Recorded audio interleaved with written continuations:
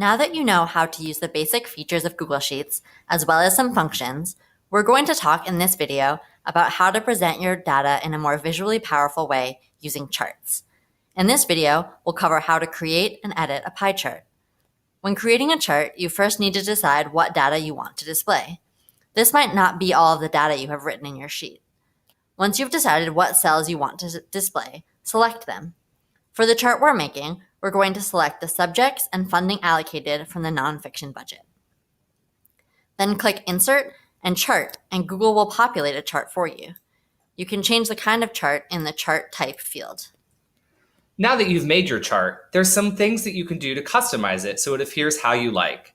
To do this, click on the Customize tab. In the Chart Style section, you can change the chart's background color, the font, or make the pie chart 3D. Under Slice Label in Pie Chart, we can control what data appears on the individual slices of the chart. Value will display the numerical number, while percentage will give a percent of the total budget. You can also change the font and the color of the font here as well. In Chart Title, you could change the title of the chart. And under Series, you can change the colors of the individual slices if you want to do that. And finally, under Legend, you can change where and how the legend displays. The chart defaults to showing the legend with arrows pointing to each slice of the pie, but you can move that to the left or to the right for a different look. And that is how you create and edit a pie chart. This concludes our 3-part series on using Google Sheets.